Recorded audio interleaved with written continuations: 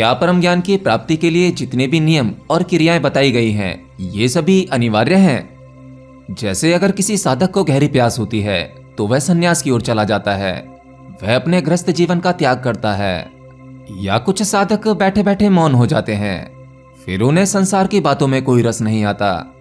कुछ एकांत को पसंद करते हैं, कुछ ध्यान क्रियाएं करते हैं, तो कुछ भक्ति में डूब जाते हैं। तो क्या ये सभी प्रकार के नियम और क्रियाएं आत्मज्ञान पाने के लिए अनिवार्य हैं? देखिए, आत्मज्ञान या मैं कहूं वह परम सत्य, वह किसी नियम और क्रियाओं के बाध्य नहीं है। क्योंकि ऐसे बहुत से ज्ञानी हुए जिन्हें कुछ करके ही मिला, और कुछ ऐसे भी विशेष ज्ञानी हुए जिन्हें कुछ नहीं करके मिला।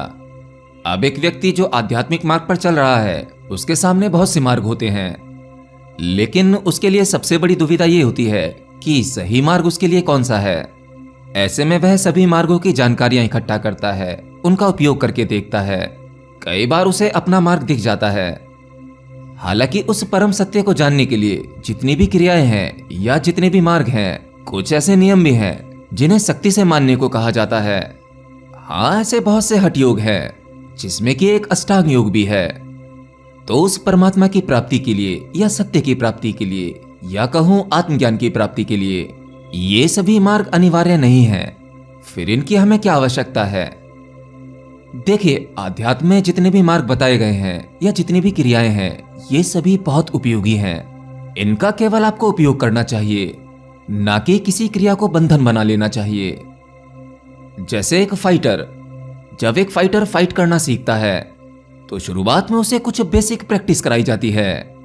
उसकी शुरुआत कूदने से भी हो सकती है, हवा में केवल हाथ चलाना। शुरुआत में उसका शरीर नहीं सध पाता, बैलेंस नहीं बना पाता, लेकिन वह सभी बेसिक क्रियाएं, वो प्रयास उसके शरीर को तैयार कर रहा होता है। शुरुआत में एक फाइटर के स्टेप बचकाना लगते हैं, लेकिन जैसे जैसे प्रयास पुराना होता रहता है, उसके हर एक वार में, हर एक स्टेप में एक धार आ जाती है। वह इतना क्लियर, इतना फाइन हो जाता है कि जिसे बिना अभ्यास के नहीं जाना जा सकता। अगर किसी नए व्यक्ति को एक फाइटर के वो जबरदस्त खतरनाक वार बता दिए जाएं, वो सभी स्टेप एक बार में ही बता दिए जाएं, तो क्या वह सभी स्टेप कर सकता है? क्या वह एक ही दिन में फाइटर बन सकता है? नहीं। तो आपको अभ्यास तैयार करता है। जब आप निपुण हो जाते हैं, तब आपको वो बेसिक चीजें करने की आवश्यकता नहीं है जहां से आपने शुरुआत की थी। अब वो सब कुछ आपको छोड़ना होगा। अब आपको अपने अभ्यास में कुछ बड़ी चीजें करनी होंगी।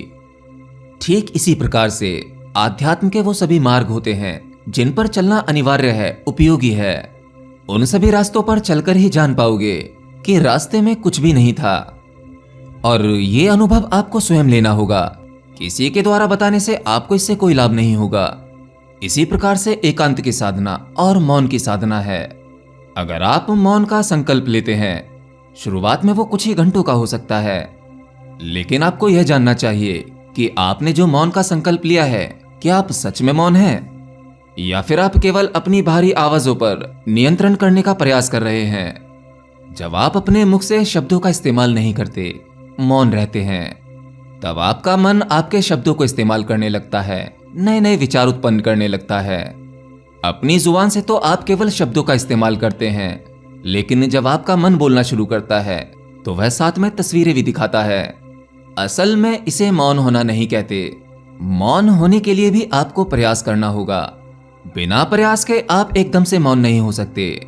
आपको आवश्यकता है अपने आंतरिक मौन की। अगर आपका मन भीतर से सक्रिय है तो मौन रहने से कोई फायदा नहीं।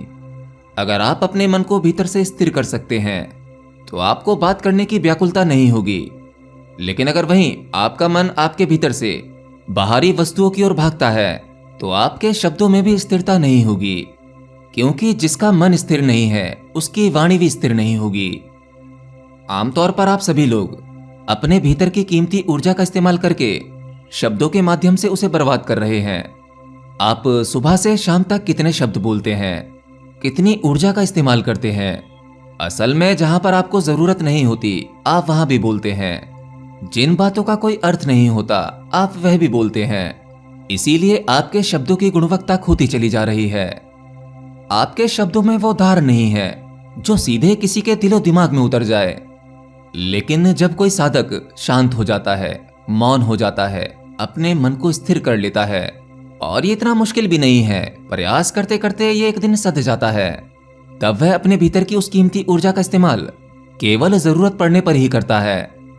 जब आप अपने भीतर की ऊर्जा को ध्यान के माध्यम से या मौन के माध्यम से उस परमात्मा में लगा देते हैं, भीतरी खोज में लगा देते हैं, तब आपकी वाणी में और शब्दों में विशेष परिवर्तन होते हैं, उनकी गुणवत्ता बढ़ जाती है।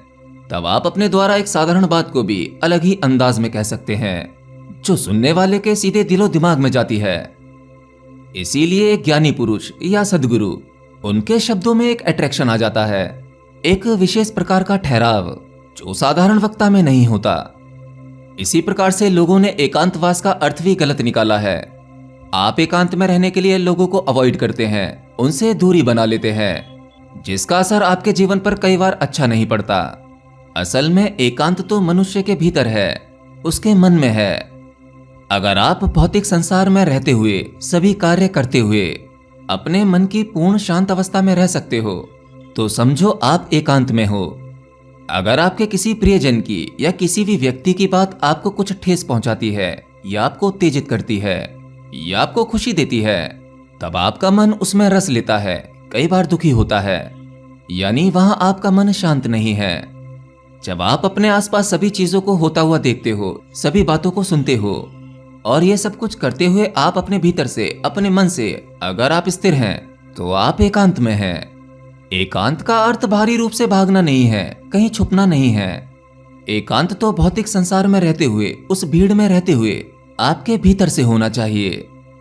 इसी प्रकार से असल संन्यास वो नहीं जो आप समझते हैं। अगर आप ऐसा सोचते हैं कि आपने अपने सभी कर्तव्य पूरे कर लिए हैं, अब आपको संन्यास की ओर चले जाना चाहिए, अपने ग्रस्त जीवन का त्याग कर देना चाहिए, तो ये करना भी संन्यास नहीं है। संन्यास तो वही है जहां आप अभी मौजूद हैं। संन्यास के लिए कोई विशेष जगह नहीं है। ये समस्त पृथ्वी, ये संसार एक घर ही है। आप एक घर छोड़ेंगे तो दूसरा पकड़ लेंगे, तो आप घर से मुक्त नहीं हो सकते, घर से बाहर नहीं जा सकते। संन्यास तो वही है जहां आप अभी खड़े हुए हैं। लेकिन सवाल ये उठता है कि आप अभी कहां हैं? आप अभी घर में हैं या घर आप में है? असल में सामान्य व्यक्ति के लिए यही सत्य है कि वह घर में नहीं रहता, बल्कि घर उसमें रहता है। और जब उसके भीतर ग्रस्त मौजूद है, तब वह भौतिक जगत के कितने भी घर मकान क्यों ना त्याग दे, वह ग्रस्त ही रहेगा, क्योंकि ग्रस्त उसके भीतर है। अगर आप संसार में रहते हुए जीवन और प्रकृति को बिल्कुल वैसे ही देखें जैसे ये असल में है, तब आप तुरंत सन्यासी हैं। परंतु अब आपके दिमाग में यह सवाल आ सकता है कि ऐसे बहुत से सिद्ध पुरुष हुए, ऐसे ज्ञानी हुए, जिन्होंने अपने ग्रस्त जीवन का त्याग किया और जंगल की ओर निकल गए, सन्यास ले लिया। उन्होंने ऐसा क्यों किया? देखिए, एक ऐसा सन्यासी जो अपने ग्रस्त जीवन का त्याग कर देता है और जंगल की ओर प्रस्थान कर लेता है, ये उसके प्रारब्ध होते हैं, उसके लिए यही तय किया गया था। लेकिन एक ये भी सत्य है कि आप अपने घर में रहते हुए भी आध्यात्म का अभ्यास कर सकते हैं।